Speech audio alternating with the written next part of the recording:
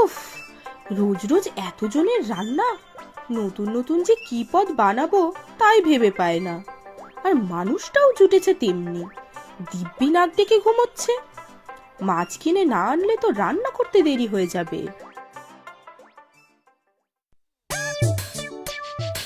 কি গো, শুনছো? সকাল গড়িয়ে দুপুর হতে চললো, এখনো শুয়ে আছো যে বড়? ঘুমোতে দাও তো। বটে, এত ঘুমের শখ? ওই বুড়ো হারানখুড়োর সাথে তাল মিলিয়ে খাওয়ার হোটেল খুলেছো, এদিকে আমি একার হাতে রান্না করে মরছি। সাহায্য করার তো নামই নেই।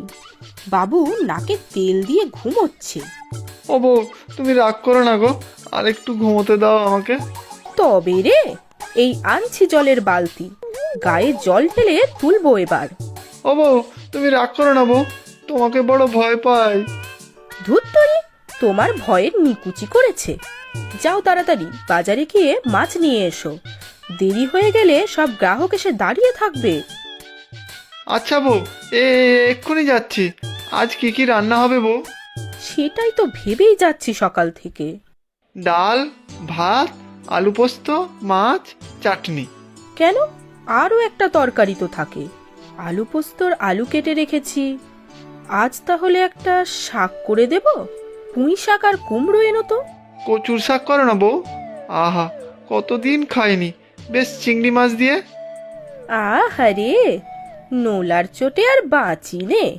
রান্না করতে তো হয় না, এসব জোগাড় করার যে কি খাটনি তা বুঝবে কি করে?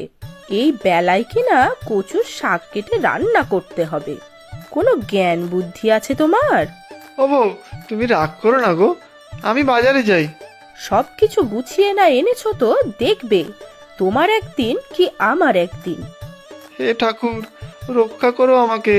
আমার বউয়ের মেজাজ আবার সপ্তমে চড়েছে। কিছুই বুঝিনে, এই আগুন এই জল।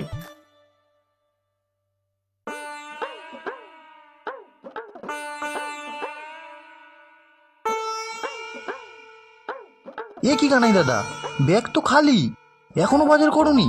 বৌদিমণি আর রান্না কখন করবে? হ্যাঁ রে ভাই, আজ ঘুম থেকে উঠতেই তো অনেক সময় চলে গেল।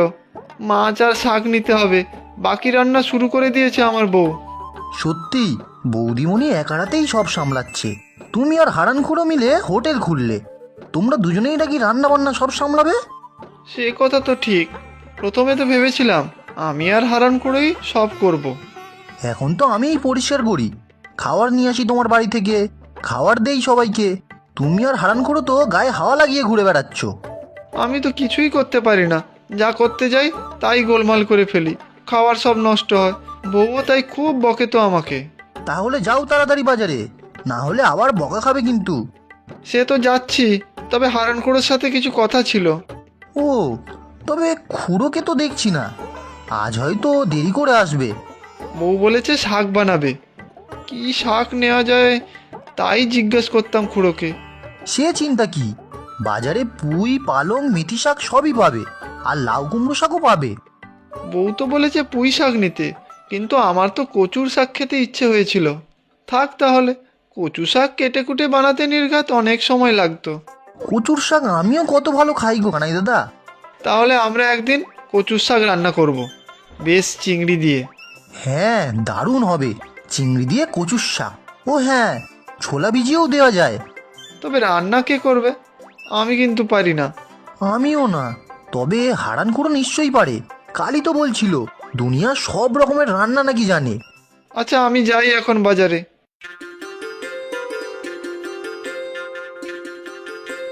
এই যে কানাই দাদা, বড় রুইটা কেটে দেই। তা দাও, তবে খারাপ মাছ দিও না কিন্তু, আমার বউ কিন্তু খুব রাগী। খারাপ মাছ হলে এমন ঝামেলা করবে তখন দেখো। না না, খারাপ দেবো কেন? ভালো মাছই তো রোজ দেই, কোনোদিন খারাপ হয়ে যাচ্ছে বলো? তা ঠিক, সবাই খেয়ে খুব ভালো বলে আমার বউয়ের হাতের রান্না। আহা, কি ভালো কি ভালো। সত্যি গো কানাই দাদা, তোমার বউ কিন্তু তোমাকে বেশ টাইট দিয়ে রেখেছে। খুব ভয় পাও কিন্তু তুমি। তা ভয় পাই বটে, মিছে কথা বলবো না। এই চিংড়িগুলোই শুধু রয়ে গিয়েছে, বাকি সব বিক্রি হয়েছে। তোমার লাগলে বলো দাদা, কেনা দামেই দিয়ে দেবো। ও চিংড়ি, তা মন্দ না, তবে বউ বলে দিয়েছে তো, তাই নিয়ে গেলে যদি আবার রাগ করে। খুব কম দামে দেবো বুঝলে। ইস, আজকে যদি কচুর শাক বানাতো বউ, তাহলে এই চিংড়িগুলো নিয়েই নিতাম গো দাদা। তুমি নিয়ে যাও তো দেখি, মায়াইকারি করে খাবে। আচ্ছা দাও, যা আছে কপালে।